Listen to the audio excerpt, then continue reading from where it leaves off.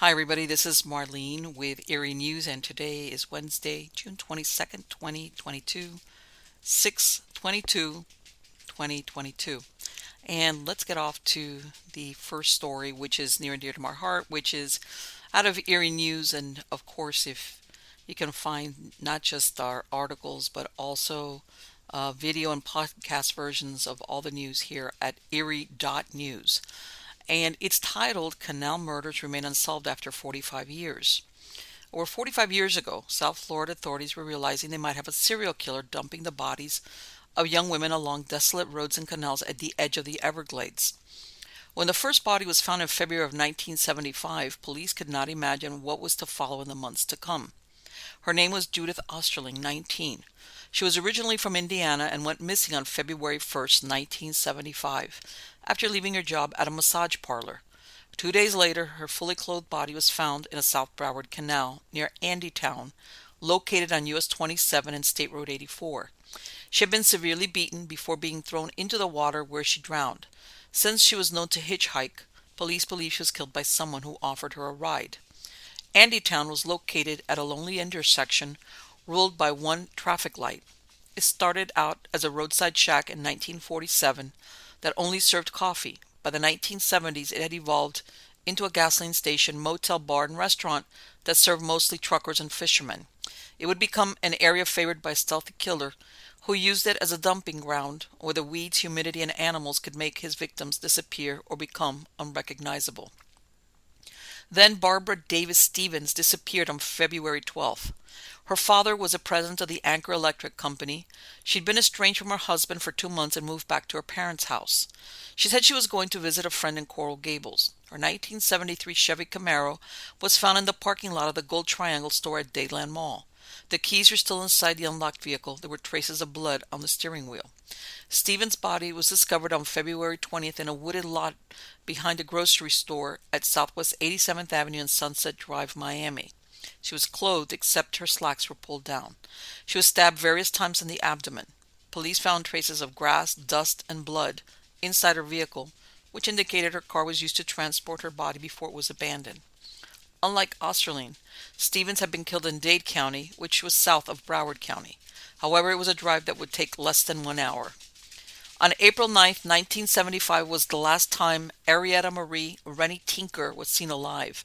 She was 17 and married on October 12, 1973, when she was 16 years old. Her husband dropped her off at 1 p.m. at the Hippopotamus Lounge on Hollywood Beach.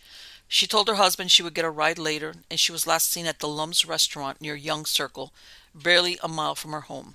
3 days later, her body was found in the Snake Creek Canal, close to where Osterling's body was dumped 2 months before. She supposedly drowned, and her body did not display any signs of foul play, but it could not be explained how she ended up so far from where she was last seen without a car. Next was Nancy Lee Fox, 19, who'd come to South Florida from New York in 1973. She worked as a night waitress at a taco restaurant. She was last seen walking home alone on June 13. She was reported she was hitchhiking. Nancy's body was found in the same canal as Osterling, which ran parallel to US Highway 27. She'd been hit with a blunt object at the back of her head. Then she was choked before being thrown into the water. She was nude and had been sexually assaulted. Barely a week later, on June 19th, friends Barbara Schreiber and Belinda Zetterauer, both 14, were found on the banks of a Broward County canal, only a few miles north of Andytown. Their bodies were discovered by a family fishing at the waterway. The girls were supposed to spend the night at a friend's house, but they never made it there. The last person who saw them was a teenager who gave them a ride on his boat or bike. This was at Route 441 and Hollywood Boulevard. Both had been shot with a .45 caliber firearm, and due to the blood evidence at the scene, it was believed they were killed there. The girls were classmates at Attucks Middle School, and later police found out they would lie about going to sleep over at a friend's house in order to go out without their parents' knowledge. Soon the police were looking for a young couple who rented an automobile who they believed were connected to the murder. A 1974 beige Chevrolet Vega was left abandoned at the Airway Rent-A-Car. The cleaning crew found a spent .45 caliber bullet on the floor. The police determined the girls had been shot with a similar weapon. The auto agency said the car had been rented for only 1 day by a young woman from out of state. A well-dressed young man accompanied her. The car was not returned when it was supposed to, which would have been Thursday. Instead, it was left abandoned on the lot on Saturday in the pre-dawn hours. Police found grass and weeds caught in the undercarriage of the auto, which matched the growth where the bodies were left. The car had also been driven 600 miles. Inside, noisemakers and a straw hat from the Wreck Bar, a popular bar at the Castaways, was found. Wherever this lead went, it did not produce the killers of the schoolgirls. Before the month was out, Robin Losh, 14, was found in the same watery grave as Belinda and Barbara. On July 10th, one of her arms was spotted sticking out from the weedy canal waters. She had been seen at a grocery store, and her parents reported her missing when she didn't return from classes at Stranahan High School. The autopsy indicated she had drowned, but without a vehicle, it would have been difficult for her to reach this spot. Schreiber, Zedauer, and Losh were left about 200 yards from where Fox and Osterling were discovered. It appeared this waterway, located on the western edge of Broward County, close to the Everglades, had become the dumping ground for a predator who hunted further east among the businesses and suburbs. Ronnie Gorlin, 27, lived in Hallandale, Florida. On July 22, 1975, she was supposed to be visiting her mother at Parkway Hospital. However, she never arrived. She had gone shopping at the 163rd Street Shopping Center in North Miami Beach. Her nude body was discovered the next day in the Graham Canal at Northwest 138th Street and 105th Avenue. The cause of death was drowning, but the coroner found she'd been sexually mutilated. There were bite marks on her breasts. Her rental car was found in the shopping center, parking with slashed tires. L.C.J. Rapp, 21, also lived in Hallandale. She was holding down a summer job and planned to return to her home in Flushing, New York in September. She went shopping on July 30th. Like Ronnie Gorlin, her rental car, a yellow Vega, was found with a flat tire. Her landlady called the police when she failed to return to her apartment. She also called Elise's parents to tell them of her disappearance. A road worker found her body in the same canal as Ronnie Gorlin, by the Capoletti Rock Pit on Northwest 138th Street.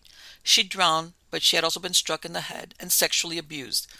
Due to decomposition, it was difficult to determine if her genitals had been mutilated like Rapp.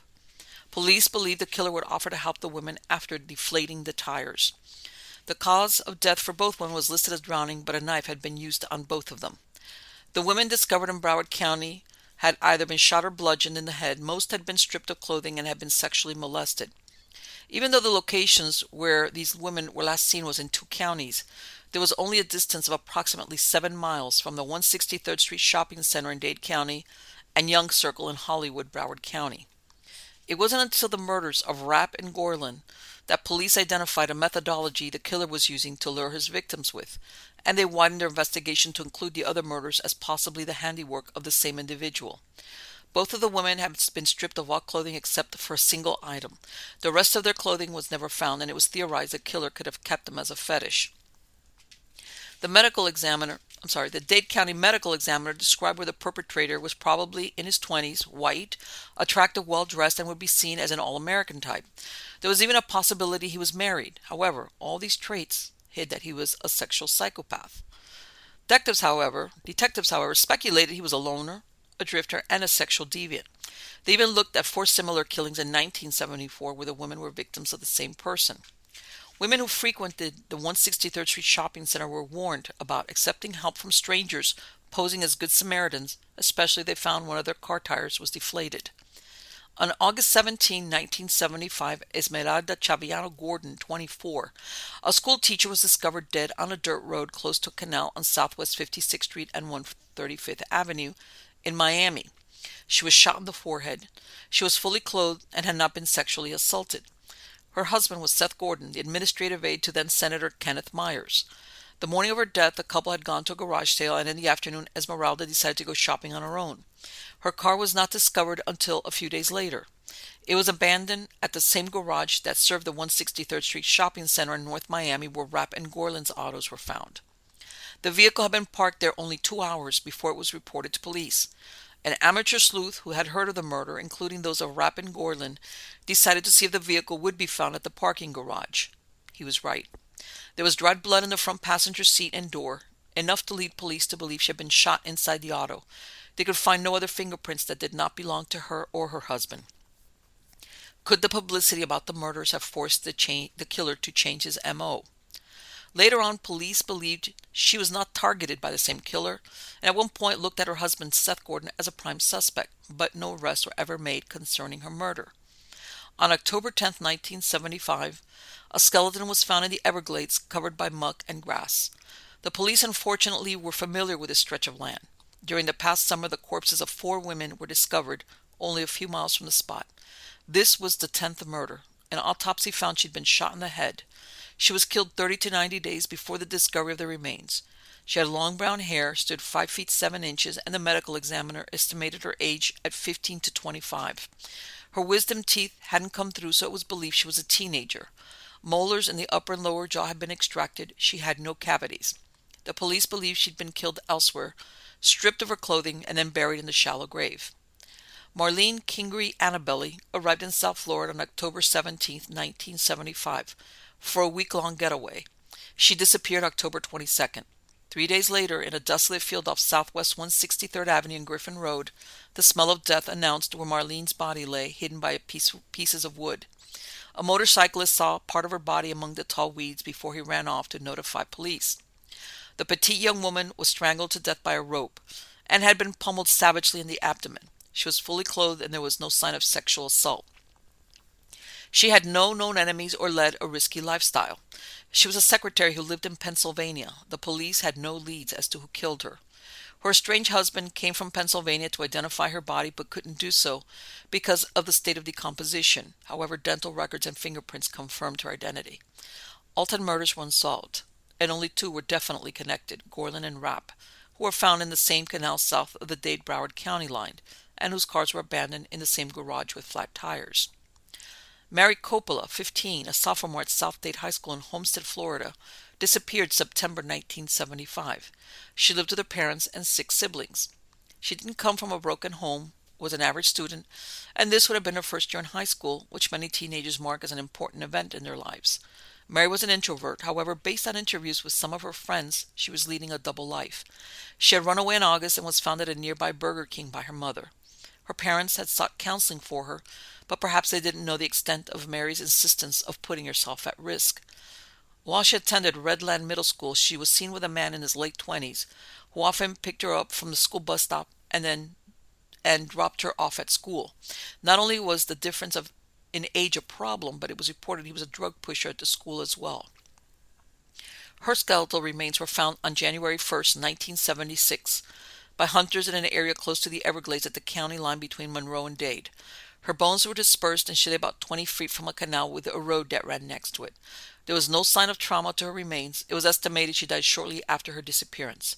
There was no way to run a toxicology test to verify if she had died from an overdose.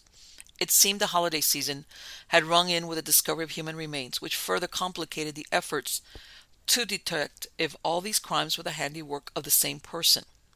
Only a week before Mary's body was found, the hacked remains of 2 men were discovered. The first was a white male in his 20s. 2 boys fishing in the cooling canals adjacent to a Florida Power and Light substation found a pair of glasses and a watch in a pool of blood. The body was mutilated. The hands were cut off at the wrist, and according to the Broward County medical examiner, there were several deep gashes on the head, perhaps in an attempt to decapitate him. Then in Dade County, close to Mary Coppola's body, would be found a few days later. A man's headless body was discovered in a canal on Card Sound Road. In December 1975, the decomposed body of a younger woman was discovered in an area of Broward County known as Sunshine Ranches. The medical examiner estimated she was killed in October. She was white, had brown hair, stood 5 feet 5 inches, and weighed approximately 120 pounds. Because of the extent of decomposition, the examiner couldn't determine how she was killed and whether she was raped. She was fully clothed, but her pants were ripped. Like others, she was left about 35 feet from a gravel road, and like the Jane Doe found in the Everglades in October, the police did not link these murders to the others. 7 months later, the man found by the Florida Power and Light substation was identified as Jeffrey Warner, a former student at the University of Miami. He had disappeared in September of 1975, 2 days before he was set to face narcotics charges in New York. He was shot 3 to 4 times before his body was found, indicating he'd been hiding out for 3 months. Police believed he was in over his head with members of a drug ring. His case remained unsolved, though. The 12th and final victim, according to authorities, was Michelle Andrea Winters. She was 17 and had dropped out of high school. She worked as a waitress for 3 weeks before she was fired. Michelle had moved out from her parents' house and in with an older sister, Joanne, then left there once her sister went back to her college in northern Florida. Her parents wintered in Fort Lauderdale and then went to Toronto during the summer. Shortly before her disappearance on December 30th, Michelle was described by her few friends as depressed and said she wanted to join the Navy. Two men gathering firewood found her body in Snake Creek Canal on January 11, 1976. This was a wooded area off Pembroke Pines in western Broward County, close to the notorious US 27. She was wearing a shirt, jeans, but her shoes were missing. The Broward County medical examiner determined she'd been strangled with a strap of her handbag. A scarf was tied around her throat as well. She'd been in water 2 or 3 days. There was no evidence of sexual assault.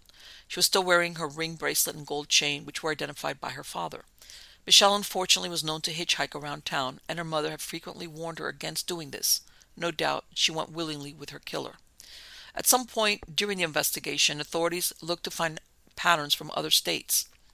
Police found that up to 33 murders in California, Washington, and Utah were very similar to the Dade Broward murders.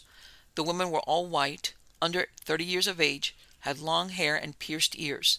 A single item, jewelry or clothing, was left on each body. All victims were dumped near or in bodies of water. 12 California murders that fit the same pattern ended in December of 1973. Then 9 murders were committed through mid-1974 in Washington. The next state to experience a rash of murders was Utah, then Colorado, which ended in March of 1975. Could this be the same perpetrator that made his way across the country? Only the murder of Judith Osterling was solved. In October 1975, Sue Jane, a.k.a. Tiger Sue Walter, 22, confessed to murdering Osterling on January 25th. She operated the massage parlor where the victim worked. She said her boyfriend, Clarence, a.k.a. Deacon Carnevale, 28, took Osterling to the C9 Canal. She described where he beat her with a rock and fist, and then he bound her hands and feet and threw her in the canal after raping her. The motive was because Osterling had resisted Carnevale's sexual advances. She said fear of her boyfriend had made her keep quiet about the murder. In a strange twist, Carnevale was shot to death on June 13 in the backyard of his home in Miami. He had been arrested several times on felony charges, including a charge of contributing to the delinquency of a minor. His record stretched all the way back to 1964. His murder was never solved. Sue Jane Walter was sentenced to 15 years in prison after pleading guilty to a charge of second-degree murder. She had helped Carnevale rape and murder Osterling. Despite the resolution of the Osterling murder, questions still persisted if there was more than one person murdering women in South Florida. Was this the same person who was responsible for the death of Joanne Weiss, 14, who was found dead in 1973? Her final resting place was a watery grave in a canal by the Miami International Airport. Police believe she was picked up, raped, and murdered as she walked along 79th Street, well known as a stretch where prostitutes cruised along Biscayne Boulevard. The Dade County medical examiner believed there was enough links between the cases to indicate the same perpetrator. Mental health professionals described the profile of a man who had a severely dysfunctional relationship with his mother, lover, or wife. He was possibly schizophrenic and would increase in violence as time passed. Or perhaps this was a sane psychopath who knew when to quit town and move on to other states where the police had to start from scratch. He knew already how much time this could buy him before authorities suspected they were searching for the same devil, but by different names, such as the Flat Tire Killer, the Canal Killer, the Tooth Fairy Killer, and the South Dade Serial Killer. Did he indeed have the last laugh? And I will opine on this and say, I wouldn't be surprised if they're not all related, but there's a good chance, and I think, because I'm very familiar with this area, that he would switch back and forth between counties, because back in the 1970s, we're talking here different jurisdictions, different counties, different jurisdictions, and if there was a local police department for a city, so in other words, and back in the 1970s, these police departments did not sometimes trade information like they do now. So he was probably betting that, these police departments, in other words, back then, if it didn't happen in their jurisdiction, not my problem. So, in other words, he was hoping that bureaucracy, delays, egos would get in the way, and it would take a long time to connect the dots. And then by then, if they ever kind of suspected it, he would have left town. which is what it sounds like happened because as of right now, all those murders, with the exception of Osterling, are cold cases. They're unsolved.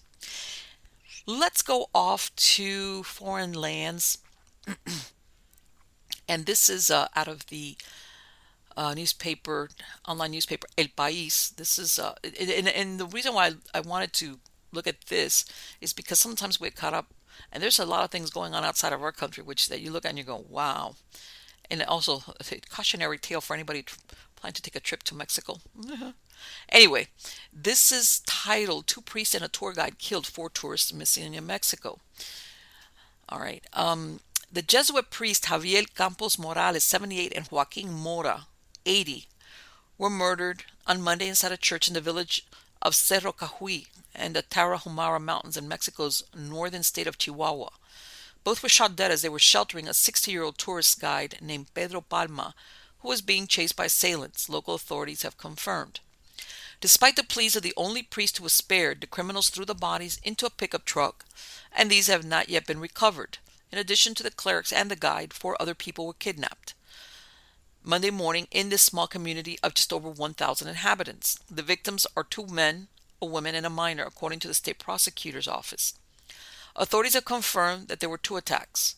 The first involved the kidnapping of Paul Osvaldo B. and Armando B., as well as an unidentified woman and minor. The second incident took place at around 1 p.m. inside the church where 3 men were shot, according to a statement from the prosecutor's office. President Andrés Manuel López Obrador confirmed the facts in his news conference on Tuesday and acknowledged the violence suffered by the state of Chihuahua due to the onslaught of organized crime. We are now attending to this matter. It seems that we already have information about the possible perpetrators of these crimes, he said. The multiple crime in Sierra Tarahumara is another reminder that Mexico endures the bloodiest figures in its history, with 90 to 100 murders a day. No matter how much López Obrador may boast of a containment in homicide figures, killings like Monday's send a powerful message. Whether or not more murders take place will depend on the will of the criminals. Around 30 priests have been murdered in the last decade in Mexico, according to the religious organization Centro Católico Multimedial. The wave of violence has also reached inside churches and temples that often provide shelter to citizens fleeing attackers. The main suspect is a criminal leader in the area, José Noriel Portillo, better known as El Chueco, according to local press reports. The region is besieged by organized crime, which controls the land and forests. Thousands of people are uprooted at gunpoint, and there is absolute impunity, not only in this poor marginal area of northern Mexico, but in many other parts of the country as well. The governor of Chihuahua, Maru Campos, condemned the killing of the priest at a press conference on Tuesday, although she did not mention the other crimes, which are under preliminary investigation, according to a statement from the state attorney general's office. The fate of the 4 kidnapped victims is still not known. Ricardo Palma, the tour guide's son, told the newspapers that he received a call on Monday from a colleague of his father's explaining what had happened. While they were eating at the hotel Mission Cerro Cajuy, an armed group burst in and took him and a group of tourists, he explained via WhatsApp as he boarded a Mexico-bound plane in Barcelona, where he is doing a medical residency at a hospital. The tourism van he was driving was abandoned outside the hotel. Palma's father was an experienced tour guide who had worked for over 40 years in the Sierra Tarahumara. He had worked for international agencies such as Grand Circle Travel, Caravan Tours, American Orient Express. We live under constant threats and harassment, but we had never reached this limit, said Javier Avila, one of the main leaders of the Jesuit community that has been working in the Tarahumara Mountains for decades. This crime will never be understood because it has no logic. It is a result of official obstinacy in the face of a very tragic reality. The entire country, not only the Tarahumara region, is cloaked in a gross and alarming impunity. It hurts a lot to say it, but it is a reality. There has been no one in any 6-year administration who has said, enough is enough. Javier Campos Morales has been working in the area for 34 years. He joined the Society of Jesus in 1959 at the age of 16 and was ordained in 1972. A year later, he began his mission in the Sierra Tarahumara. Joaquin Cesar Mora joined the Jesuits in 1958, also at the age of 16. He was ordained a priest in 1971. Okay. You know that there's a lot of killings in Mexico. Everybody knows about it, and the cartels and everything. And they're kind of being vague as to why these tourists were abducted unless they're being held for ransom. The only part I couldn't understand is why would they, number one, kill these two priests who obviously have been working there for all their lives? That's number one. Number two, why take their bodies? Because I know sometimes these cartels, they'll take bodies and display them like a psyop, like wig everybody out. But why these priests? The only thing I can think of, and that's just me, is that there's some type of black magic practicing going on, and the bodies of these two priests they could do a lot with that. And I hate to say it, but that's a possibility because I can't understand why not only would you kill them, but take their bodies. Let's stay in the same part of the world. This is out of the U.S. Sun, and it's titled "Hotel Violence: Playa del Carmen Deaths." Chilling details emerge after couple found dead with throat slashed at Mexican beach resort. The man and the woman were found dead on Monday, with prosecutors confirming that the male victim was on an Interpol wanted list for fraud charges. The couple was found dead at a hotel condominium and popular beach resort spot Playa del Carmen.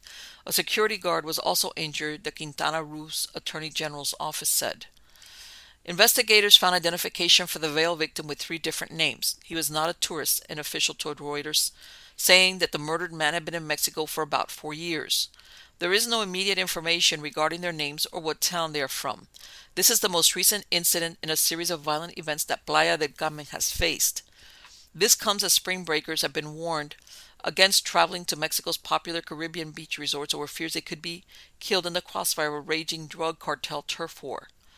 Riviera Maya, destinations such as Playa del Carmen, Cancun, and Tulum have been hit in recent times by a spate of brutal murders as gangs wrestle to control the booming drug trade. Playa del Carmen, in particular, seems to currently be gripped by an ongoing battle that is leaving a bloody trail of bodies in its wake. In March, sanitation workers reportedly discovered the dismembered remains of 4 adult males at Villas del Sur in Playa del Carmen. Earlier in the month, British businessman Chris Cleave, 54, was gunned down and killed execution style in front of his 14-year-old daughter, also near Playa del Carmen. And in January, the manager of a trending beach club was found dead just 5 days after 2 Canadian citizens were killed in a shootout at a hotel, again in Playa del Carmen.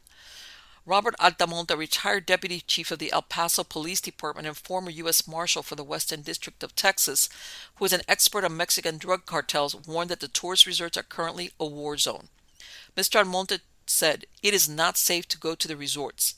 Tourists are not going to be specifically targeted, but the concern is that they become collateral damage.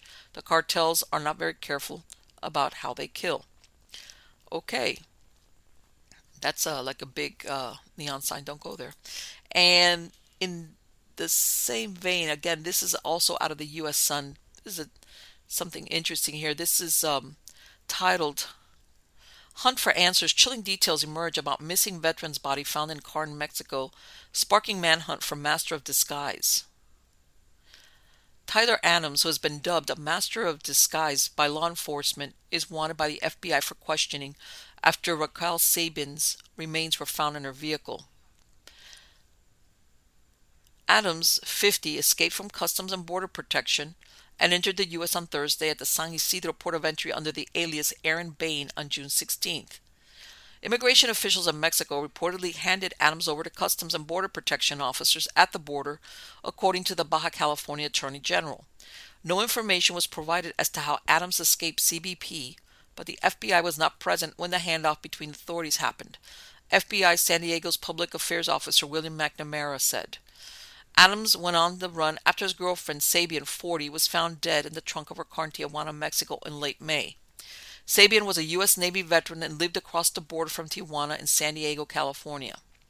Hawaii officials have described Adams as a master of disguise, as he is known to use multiple fake and stolen identities. The FBI said Adams has over a dozen aliases. Some known are Paul Wilson Phipps, David Smith, and Dominic Brown. He's allegedly impersonated law students, created 5 fake businesses, and cashed out huge fake checks and stole hundreds of thousands of dollars. According to court documents obtained by Rolling Stone, he was charged with 3 felony counts of theft in 2009 and pleaded no contest in 2013. According to a 2012 article, Adams admitted to 48 felony counts, including using his parents' identities, often forging their signatures to buy real estate and other things. A prosecutor in Hawaii described Adams as a con man, a sociopath who had no regard for the victim's property or those who might be affected by his criminal activity. He also collected commission on some of his own property purchases by posing as the loan officer and real estate agent. After Sabian was found dead last month, her 7-month-old daughter, Valentina, went missing in early June. A representative for the San Diego FBI told Rolling Stone that Sabian and Adams, who are both U.S. citizens, were living together in Mexico at the time of Sabian's disappearance, and that Adams is the presumed father of Sabian's daughter. Adams was detained in Tecate, Mexico by local authorities on June 15th after an Amber Alert was issued for Valentina, according to the FBI. Adams was uncooperative during questioning in Mexico and then fled the country, according to police. Valentina was found by authorities in Playa del Rosarito and remains in protective custody in Mexico, according to the California State Attorney General's office. The victim's father, David Sabian, said the customs agents that let him through should be ashamed. The San Diego police should be ashamed. When referring to Adams, Denise Sabian Hosking, Raquel's mother, said, "He loves the baby, he wants that baby, and I just need to have the peace of mind knowing that he's in a place where he's not ever going to be able to steal her away from family." Adams is also wanted in Hawaii after a warrant was issued in September of 2020. According to the FBI, he's a fugitive for escape in the second degree. In May of 2019, Adams left the Oahu Community Correctional Center on a work furlough and never returned, according to officials in Hawaii. The FBI describes Adams as 5 feet 9 inches tall and weighing 175 pounds with brown hair. He was last seen wearing a yellow short-sleeved button-up shirt, tan pants, and black running shoes. He could possibly have swelling under his eyes. He should be considered dangerous. He has an extensive criminal history as it relates to fraud, multiple identities, multiple fake and stolen identities, Officer McNamara said. And they're asking for the help of the public. I don't know. Let me tell you something. All those things, fraud, all that stuff, but everything changes when you've killed somebody, especially the mother of your child. Sociopath, that's a good.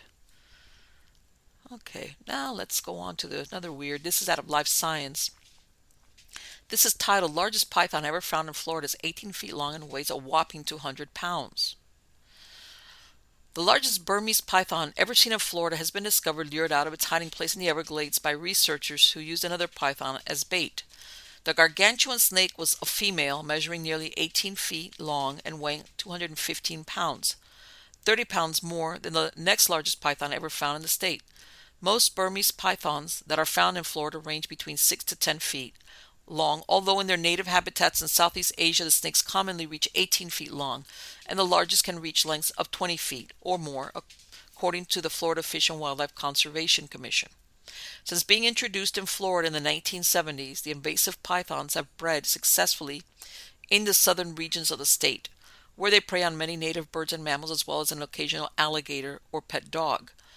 Despite being larger than most of Florida's native snake species, Burmese pythons are extremely difficult to spot within the vast marshlands, woodlands, and subtropical forests of the Everglades and adjacent areas. In an effort to reduce these invasive populations by drawing reproductively active females out of hiding, python trackers at the Conservancy of Southwest Florida, a Naples-based organization, implant GPS trackers inside male pythons and then send these scout snakes slithering into the wild. Large reproductive female pythons are very important to remove from these ecosystems because they are disproportionately capable of producing many offspring. Sarah Funk, a biologist with the Florida Fish and Wildlife Conservation Commission, told National Geographic. A 12-foot-long scout snake named Dionysus, nicknamed Dion, served as bait for the record-setting female that the team captured back in December of 2021.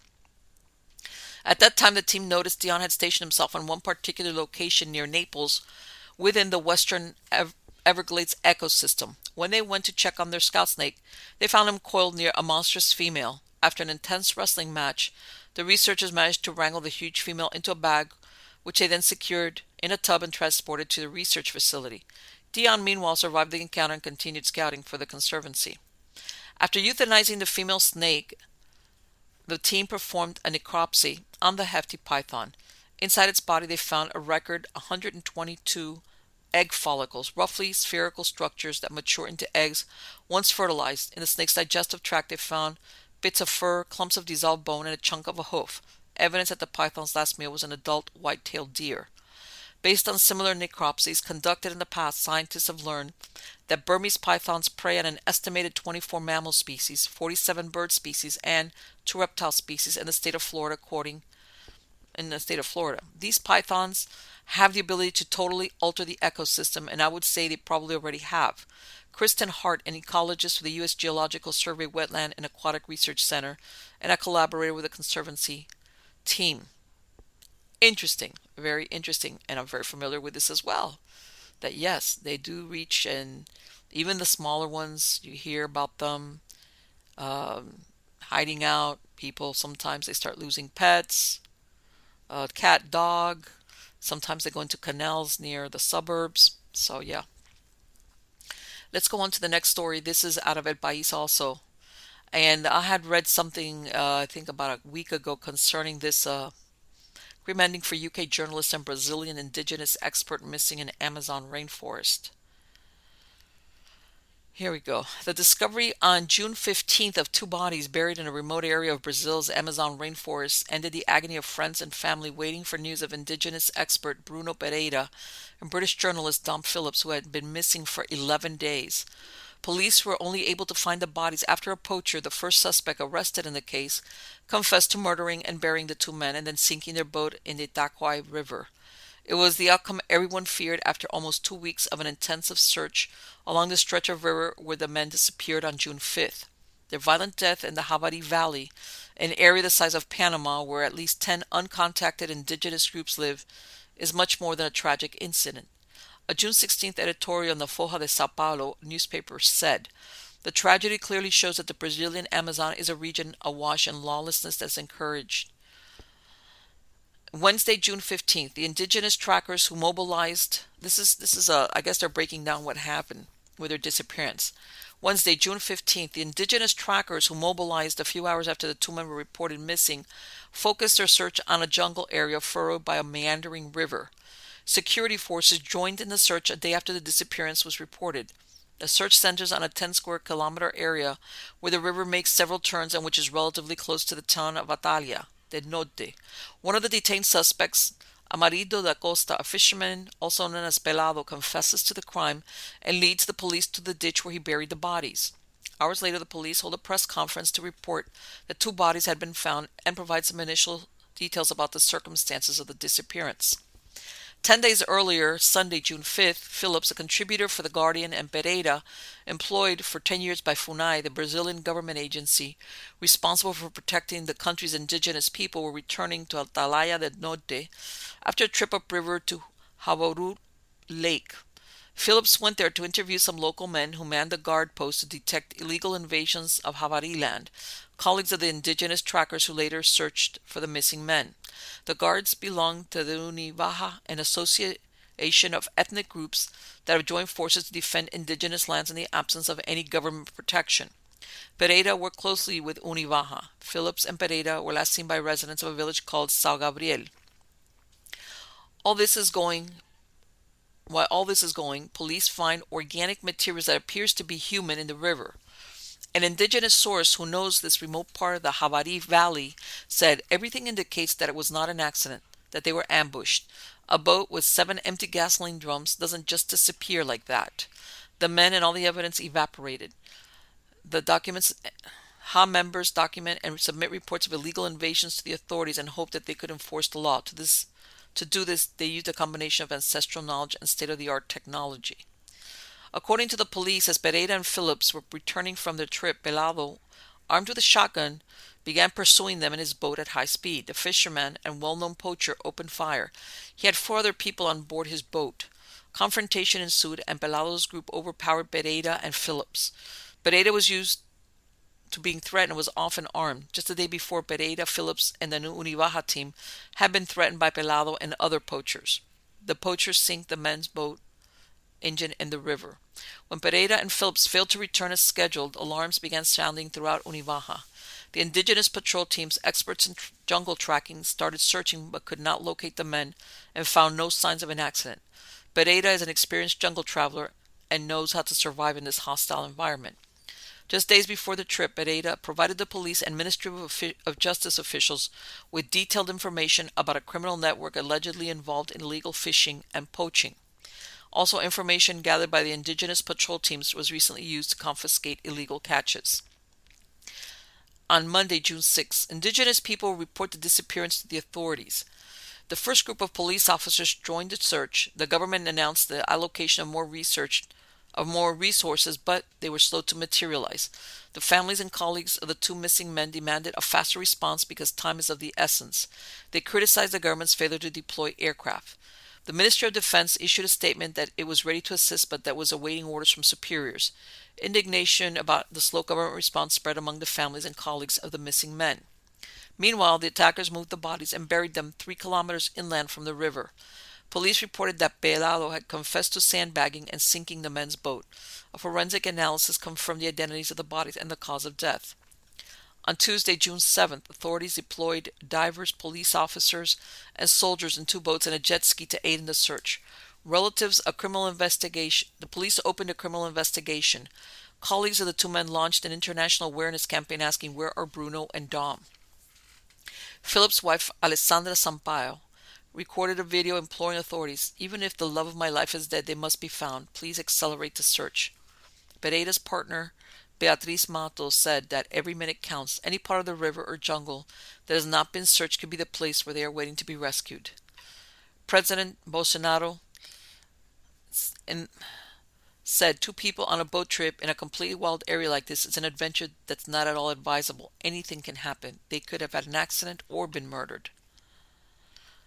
Wednesday, June 8th. Several people were interrogated and Pelado is arrested after an eyewitness to the June 5th chase testifies. He was initially charged only with illegal possession of restricted use ammunition, but later he was formally named as a suspect in the disappearance of Pereira and Phillips. When the Brazilian news media reported that Pelado's 2 defense attorneys are government officials, not uncommon in remote areas in the country, both lawyers resigned from the case. Thursday, June 9th, Bolsonaro and Biden meet for the first time during the Summit of the Americas in Los Angeles. The public outcry demanding more government resources to aid in the government reaches the ears of summit delegates. June 10th, police find organic material that appears to be human in the river, an indigenous resource. Okay, no, I already read that. June 11th, somehow they printed this article a little bit offline. June 11th, Pelado's family claims he was tortured. His brother, Osney da Costa, tells an Associate Press reporter they wanted him to confess, but he's innocent. 3 days later, Osney is also arrested. June 12th, the first solid information in these cases comes out. Univaja trackers find a backpack tied to a tree in a flooded area near where the missing men were last seen. Inside the backpack are Pereira's health cards, boots belonging to Pereira, and Philip's rubber sandals and some clothing. June 13th, Robert Doring, the second in command at the Embassy of Brazil in London, notified Philip's brothers that he had some news. Doring communicated with them through an official Brazilian spokesperson. According to the Phillips family, he told us that 2 bodies had been found, but had not yet been identified. Philip's wife released this information, which was published by many Brazilian and international news outlets. The Brazilian police later issued a statement that the reports that these bodies have been found are not true. And the Brazilian ambassador later apologized to the Phillips family. June 14th, a second suspect is arrested, Pelado's brother, Osney da Costa. June 15th, a federal police chief in Amazonas confirms in a late-night press conference in Manaus that the bodies of Pereira and Phillips have been found. He provides additional information about Pelado's confession. "Now we can bring them home and lovingly say our goodbyes," said Phillips' wife, "and today we'll begin seeking justice for them." You know what? As altruistic as their efforts were, it's like one of those things that, he's an experienced journalist. The other guy is an experienced Amazonian trekker, whatever he is. But it's almost like you're experienced but not experienced enough to know that, you know what? And the truth is, I'm thinking, even if they're out there trying to protect these indigenous tribes, these people out there, these poachers, these guys they don't see it that way. If you're turning them in as poachers and you're just trying to make a living, I think that's where the problem is. I think the problem is not the protection of the indigenous people. I think the problem comes in when they're reporting them as poachers. And It's like in a lawless area like that, you got to think twice about that. Or do it not when you're there. In other words, if you're going to tell on somebody, don't do it while you're out and running around in the rainforest. Okay, next story is out of the Smithsonian. This I thought was really interesting. In early modern Russia, the majority of accused witches were men. Hmm. The word witches makes many Americans think of women working in league with the devil, but women haven't always been the face of sorcery. Most of Catholic and Protestant Europe embraced the idea of magic as a satanic craft practiced by women, and strong independent women were kept in line through such accusations. In Orthodox Russia, however, accusers overwhelmingly blamed men for bewitching them, and they held different ideas of where the power of magic came from. Evidence about Russians' belief in witchcraft survives in all kinds of documents from the 12th to the 18th century: sermons, historical chronicles and tales, stories of saints, lives, laws and decrees, manuals of herbal healing and spell book, and court records. These documents provide insights into the lives of ordinary people, otherwise lost to history, in peasant homes and military regiments, on serf-owning estates and on barges on the Volga River. Verbatim testimonies and trial records show fraught, often abusive relationships between husband and wives, masters and servants, patrons and clients. This history, the focus of 3 books written as a scholar of medieval and early modern Russia, shakes up understanding of who witches were. Here, men were the usual suspects, for reasons that highlight the frighteningly capricious way powers and hierarchy structured everyday life. 3 out of 4 Russians accused of witchcraft were men. Most were accused of acting alone or with 1 or 2 associates, and almost all faced charges for everyday practical kinds of magic. Whereas trials in Western Europe involved lurid versions of satanic witchcraft, black Sabbaths where naked witches flew on brooms to cannibalistic feasts and diabolical orgies, Russian witches were thought to deploy magic towards more immediate worldly ends, such as healing wounds or hurting a competitor's business. Witches employed spells and simple potions made mainly of herbs and roots, throwing in the occasional eagle's eye torn from a live chicken, or dirt from a grave. Their magic called on the forces of nature and the beauty of poetic diction. They drew on the force of analogy, as this so that, to activate their spells and curses. For example, as a log burns and withers in the fire, so may my master's heart burn and wither. Some spells invoked supernatural beings, from Jesus Christ and Mary to nature spirits and mythic figures from Russian legends, such as a golden fish or a wingless bird. Occasionally, spells called on Satan and his many little Satans, or invoked saints and Satans at once. While some of the accusations were clearly false, lodged out of malice, surviving records make it equally clear that many of the accused did enact the kind of rituals and spells that their accusers claimed. Practitioners used their craft in efforts to heal the sick, help the lovelorn, locate lost people and objects, protect people from guns or arrows, and guard livestock. At the same time, records show some practitioners had darker motives: to kill, inflict illness, possess others, cause impotence, extinguish love, or kill. In a society without trained medical providers, folk healing offered the only option for the sick other than prayer. Many people consulted both priests and healers who used magic. They saw no contradiction between the two. Fear that witches had a tendency to bewitch newlyweds made it common to invite sorcerers to protect the bride and groom during weddings and to pay them well in vodka for their service. Everyone from the czar's wife to the lowliest serf might turn to magic at some juncture in their lives.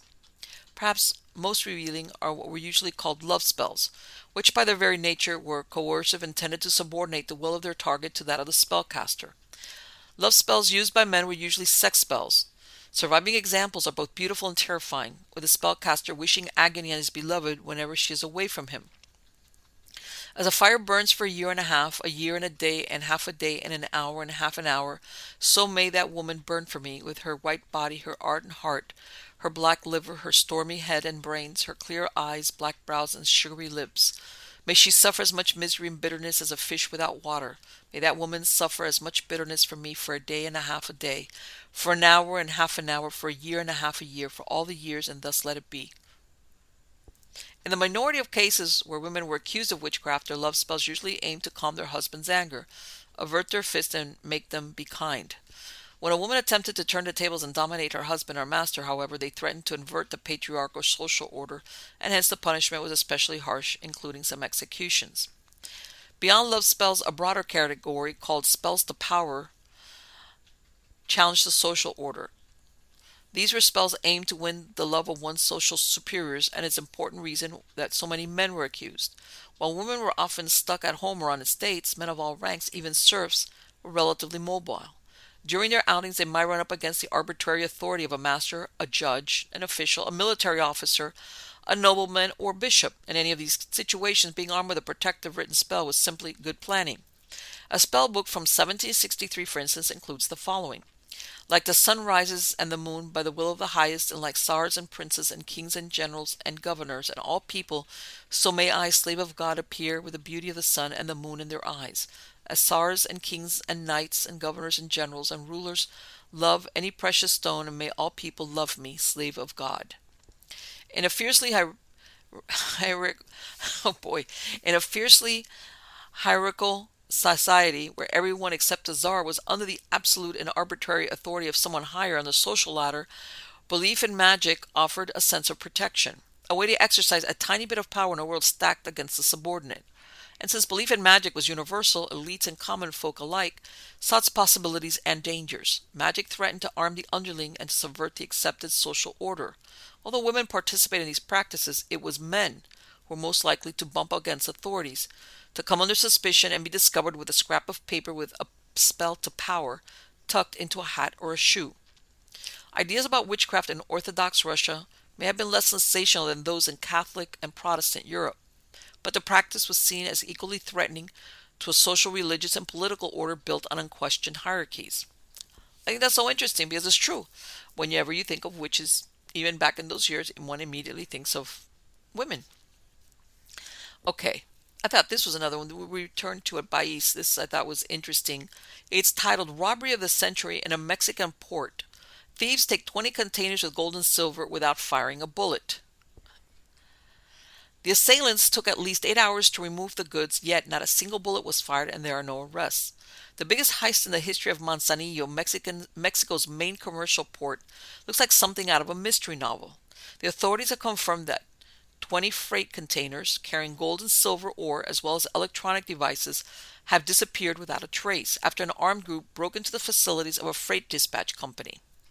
It is unprecedented. There has been no robbery of this nature before this, said Gustavo Adrian Hoya, spokesman for the Security Department of Colima State, in statements on Monday.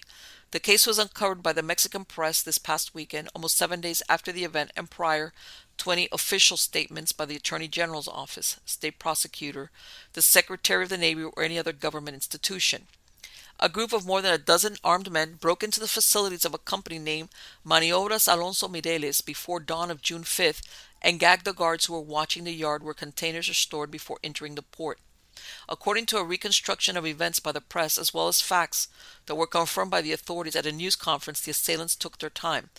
They opened several containers, selected only those they were interested in, and left the rest intact. They were very selective about the type of goods that were stolen, especially the precious metal, said Hoya. The theft required the use of cranes, forklifts, and trucks to remove the items. They had the logistics, added the spokesman. The press and the public were quick to describe the robbery as the heist of the century, drawing comparisons with a television series such as Money Heist. In addition to its spectacular nature, the robbery sparked criticisms against the government of President Andrés Manuel López Obrador and his decision to militarize port security with the argument of fighting organized crime.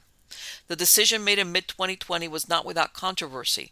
Manzanillo, located on the Mexican Pacific, is the country's main gateway to the Asian market, with China as the main origin and destination of port operations. Drug cartels have vied for control of the port, where they unload synthetic drug precursors that are made in Mexico and sold mainly in the United States. However, no group has been accused of the theft. The authorities have not denied the media's reports of the robbery, but they have emphasized that it was not committed within the port facilities. Apparently, there was a robbery in a container yard, but such facilities are not part of the port area proper, a spokesman for the Navy Secretary Office told the newspapers. Whatever happened outside in a private freight dispatch yard where private parties store their goods until they enter the port area for shipment, he added.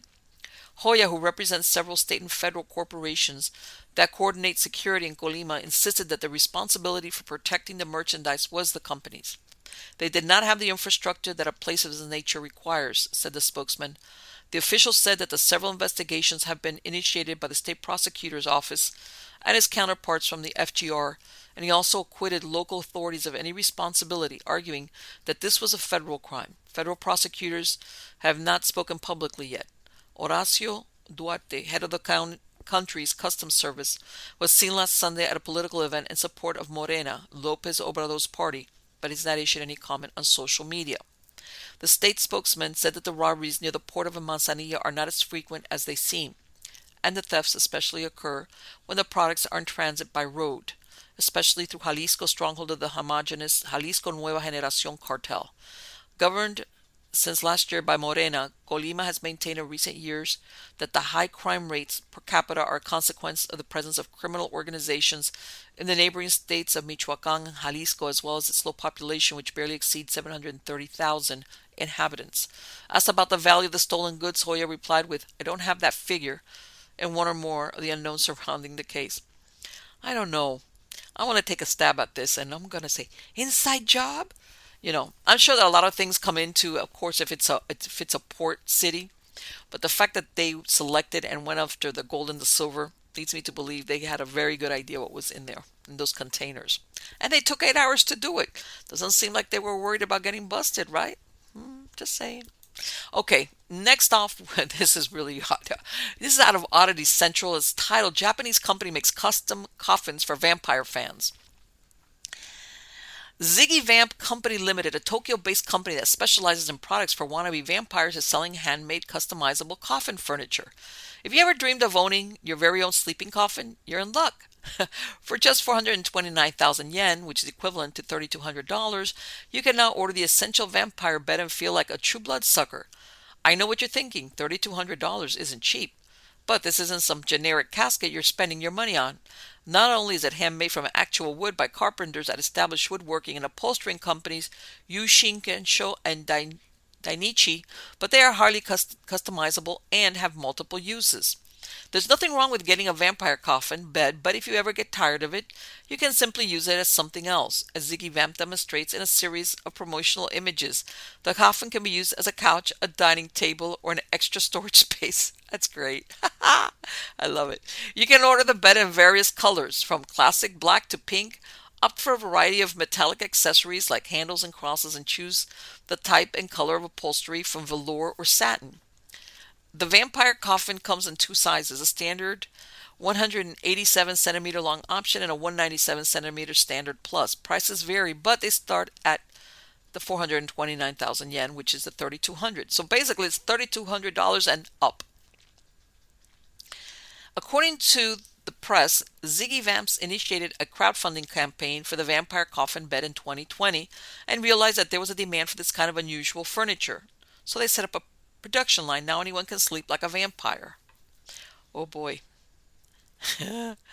This is excellent. Let me tell you something. When I saw this, and that picture that they have of this looks like this Japanese girl dressed like a bride, in there, like, oh, I'm telling you.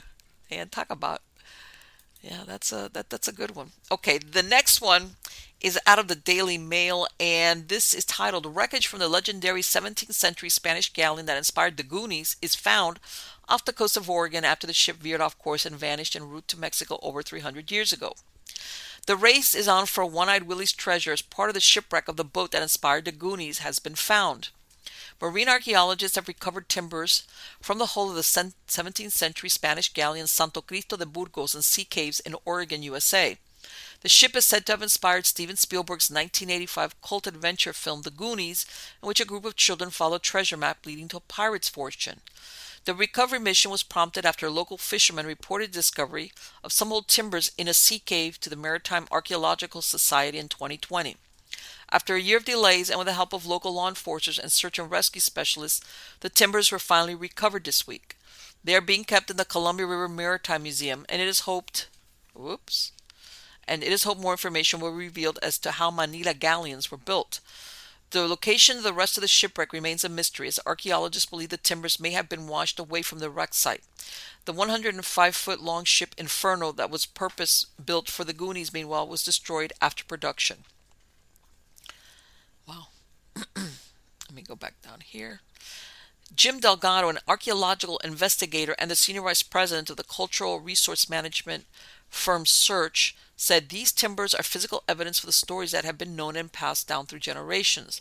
A written account from 1813 tells of a Spanish Manila galleon that was wrecked in the late 1600s near Nicacani Mountain. I'm sorry if I mispronounced that. Indigenous tribes also passed down the legend of a ship that had vanished off the Oregon coast around 1693, carrying porcelain, beeswax, and Chinese silk.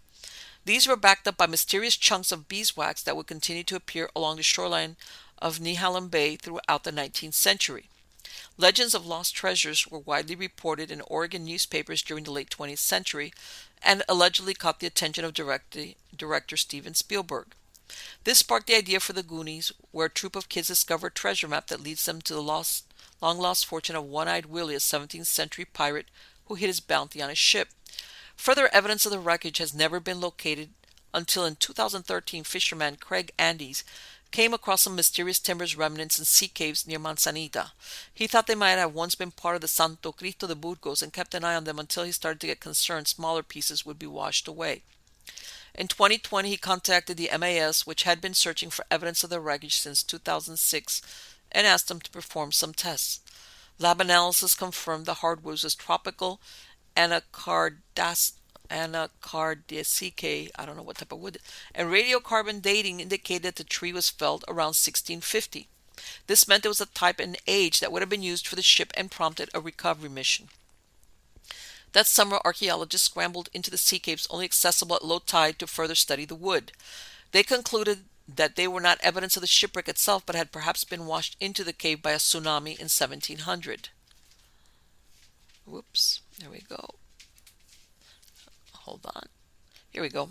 Due to the risky nature of reaching the timbers and the COVID-19 pandemic, the recovery was delayed until earlier this week. Archaeologists from MAS and Search, Inc., along with personnel from the Tillamook and Clatsop County Sheriff's Office and the Nehalem Valley Fire Department, all took part in ensuring the timbers extraction was completed safely. They are now stored in the Columbia River Maritime Museum in Astoria, where they will be documented and preserved. The timbers evidence the legends that have been passed down for generations, and it is hoped they will lead to better understanding of how the huge ships were built. The MAS team will continue to search for the source of porcelain and beeswax that still washes up in the coast and for the remains of the Santo Cristo de Burgos. Very interesting, isn't it? I think that's fascinating because, you see a lot of these movies and you go, wow, that's a great idea. But you never really think that anything is ever going to come of it. So there you go. And last article is out of the Vintage News, and it's titled, "The Ghost of Abraham Lincoln Haunts the White House." There are many ghosts that are said to haunt the walls of the White House, but none have been more witnessed by the living than Abraham Lincoln. Ever since his death, Lincoln has supposedly haunted guests of the presidential residence. It's believed that he does not do this with ill intent, but rather he comes back to the White House when the country is in need of his help, as he wants to finish what he was not able to before his assassination. He saw his own death more than once. It seems as though Lincoln had some sort of premonition about his future assassination. Supposedly, shortly after Lincoln was first elected and as president in 1860, he had a phantasmic encounter with himself. One day, while he was looking at himself in a mirror in his Springfield, Illinois home, he saw two versions of his face in his reflection. The one face was his as it was that day, his real face. The other face was a pale imitation of his real one. It was gaunt and cold, almost deathly. It had ghost-like elements that made the experience even more chilling. When his wife, Mary Todd Lincoln, was called upon to look, she did not see the double reflection that her husband was describing. Mary Todd was a superstitious woman. She became concerned for her husband after she heard his account of what she saw and made a creepy prediction of her husband's future. She believed that the two faces were a sign. For her, the real face indicated that he would live out his first term as president. The ghostly face was an indication that he would be re-elected for a second term, but would not live to complete it. Scary accurate. Later on, an evening in early 1865, he dreamed of his death in extreme detail. He described, "I soon began to dream. There seemed to be a death-like stillness about me. Then I heard subdued sobs, as if a number of people were weeping. I thought I left my bed and wandered downstairs. I arrived at the East Room. Before me was a catafalque, on which rested a corpse wrapped in funeral vestments. Around it were stationed soldiers, who were acting as guards, and there was a throng of people, some gazing mournfully upon the corpse, whose face covered others weeping pitifully. "Who is dead in the White House?" I demanded of one of the soldiers. "The president," was his answer. "He was killed by an assassin." Abraham Lincoln was shot in the head by John Wilkes Booth on April 14th, 1865. He died the next day. Before his assassination, Lincoln had experienced his own White House ghost encounters. His son Willie had died from what was likely typhoid fever in 1862 at the age of 11. It absolutely devastated both the president and his wife. Willie's ghost supposedly paid many visits to his father at the White House, and Mary Todd had also experienced encounters with her deceased son. Following her son's death, Mary Todd stayed in her room and mourned his death for approximately a week, never leaving. She reported that during that time she once saw her son standing at the foot of her bed. First Lady Grace Coolidge was the first to say she had spotted Lincoln's ghost. She claims she saw the former president standing looking out a window at the Oval Office. Supposedly his hands were held behind his back, and while he was standing there looking out past the Potomac. Many say that he was looking out the window to watch over the former Civil War battlefields just beyond the river. Originally called Eleanor Roosevelt. Originally called the Blue Bedroom, Lincoln's study was renamed after numerous sightings of his ghost were witnessed there. Eleanor Roosevelt was one of those who experienced Lincoln's ghost. She said that nearly every time she worked in the Lincoln bedroom, she would feel another presence in the room with her. She claimed she could particularly notice a presence when she worked there late at night and was convinced it was Lincoln joining her in his previous study. She often felt like he was peering over her shoulder. Winston Churchill. Winston Churchill visited the White House many times during President Franklin D. Roosevelt's time in office. And on a particular occasion, Eleanor had planned for him to stay in the Lincoln bedroom. He didn't like the bed, and so he chose to sleep in the Rose Suite instead. However, he used the Lincoln bedroom's bathroom to wash up, meeting Lincoln's ghost in a less than decent manner. Churchill had just come out of his evening bath wearing nothing but a cigar in his mouth when he noticed the former president's ghost sitting in front of the room's fireplace. Supposedly, Churchill had spoken to the apparition, saying, "Good evening, Mr. President. You seem to have me at a disadvantage." Legend says Lincoln's ghost chuckled and then faded away. Queen Wilhelmina. When Queen Wilhelmina of the Netherlands visited the White House, she was greeted by the former president's ghost as well. She was sleeping in the Lincoln bedroom when she heard a knock at the door in the middle of the night. Wondering if perhaps it was an important message, she went to go and see who it was. When she opened the door, she saw Lincoln's ghost standing in front of her, wearing his top hat and all. Shocked, she fainted on the spot. When she finally came to, his ghost was gone. First Lady Bird Johnson was watching a television program covering the death of President Lincoln when she had her phantasmic experience. While watching the program, a plaque on the wall caught her eye. She had never noticed this plaque before, and so she went to investigate it. When she read it, it described Lincoln's time in the room, and she very quickly felt a wave of coldness and uneasiness wash over her. Okay, and that's that. I mean, I had known that Lincoln's ghost had been seen, but that's a lot of people. So anyway, guys, I hope you like it. I will be back soon with some more unusual and way out weird stories. But in the meantime, be good.